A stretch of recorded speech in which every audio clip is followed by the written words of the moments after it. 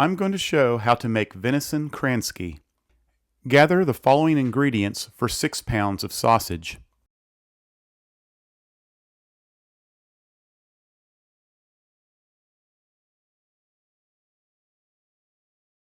Obtain the following cuts of meat: pork butt and venison hindquarters.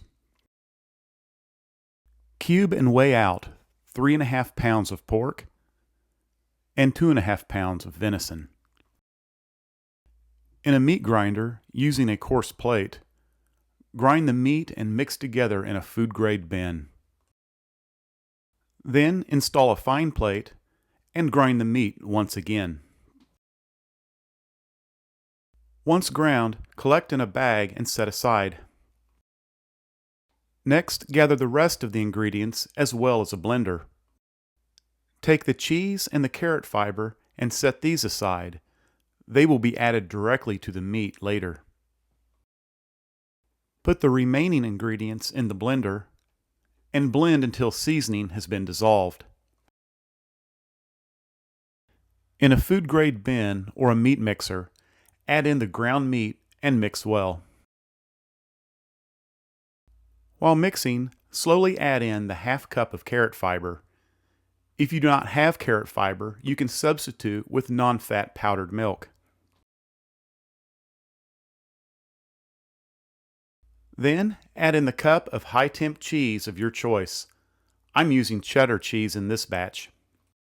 Continue mixing until the cheese is well distributed.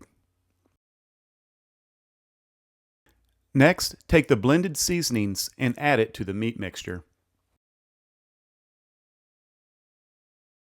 Once again, mix very well.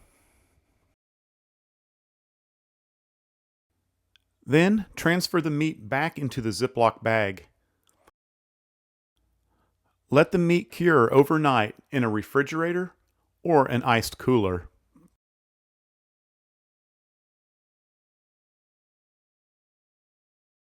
Next, take the cured meat and transfer to a sausage stuffer and prime the horn.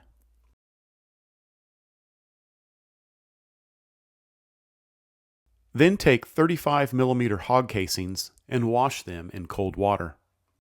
Fill each one with water and swish using a seesaw motion.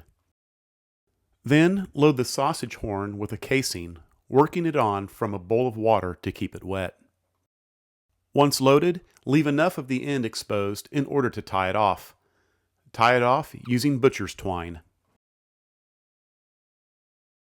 With help, begin filling the casings in this manner.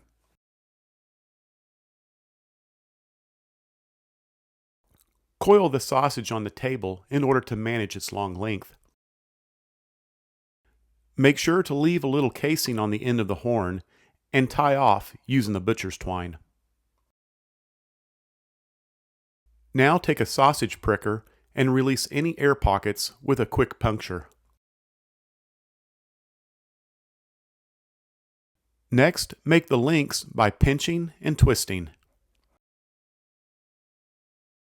Alternate directions as you go along so the previous twist doesn't unravel.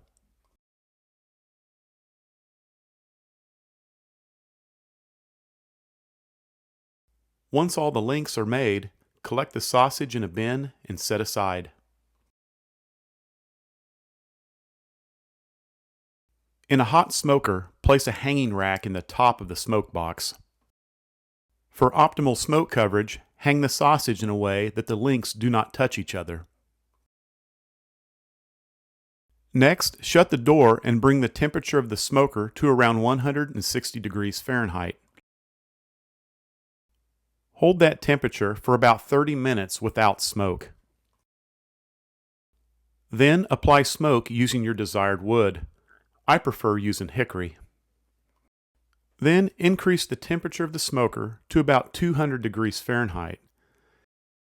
Smoke until the internal meat temperature is around 150 to 155 degrees Fahrenheit.